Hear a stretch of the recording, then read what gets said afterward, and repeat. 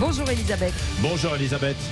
Bonjour Cécile, bonjour Patrick, bonjour à tous. Alors après le mot ludique qui figurait dans un sujet du bac pro, un autre sujet de français du bac général déclenche une salve d'injures sur Instagram et Twitter. Oui, alors c'était un texte à commenter de Sylvie Germain, l'écrivain Sylvie Germain, qui était lauréate du prix Goncourt des lycéens en 2005, ce qui est assez ironique.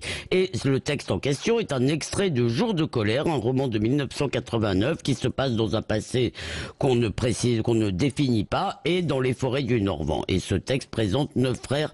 Alors je vous en cite quelques phrases que j'ai un peu tronquées, mais vous aurez le texte sur le site de Sud Radio.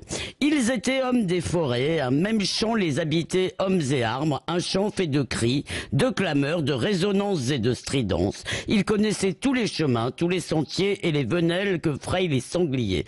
Des venelles tracées à ras de terre, comme en écho à la route qui conduisait les pèlerins de Vézelay vers Saint-Jacques-de-Compostelle. Alors je précise que les mots venelles et séculaire étaient expliqués en note.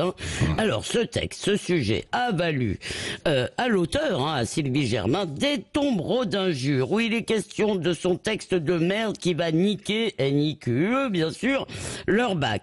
Et d'après Boulevard Voltaire, il y aurait environ 3000 messages avec menaces de viol et de meurtre. Je vous en cite 2.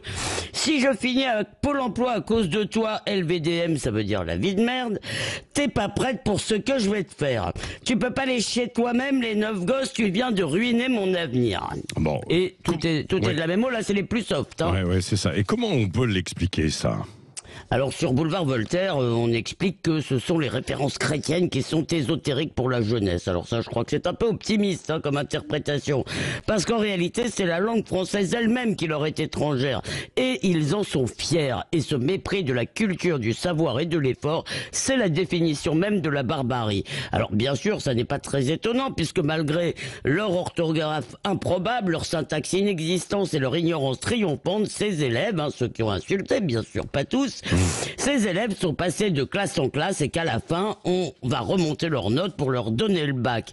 Mais que ces courageux anonymes qui éructent sur Twitter se rassurent. Non seulement leurs manières de voyous ne seront pas sanctionnées, mais en plus, ils auront leur bac. Alors bien sûr, ce bac ne leur servira strictement à rien, mais moi, je ne les plaindrai pas. Alors, sans doute, on pourra dire que les plus coupables, ce sont les adultes qui les entretiennent dans cette ignorance. N'empêche, à 17 ans, on n'est plus un enfant. Et ces jeunes qui sont bêtes et méchants ne méritent même pas les allocations chômage auxquelles ils auront droit, comme le disait Philippe Muret. Parfois, la jeunesse est un naufrage.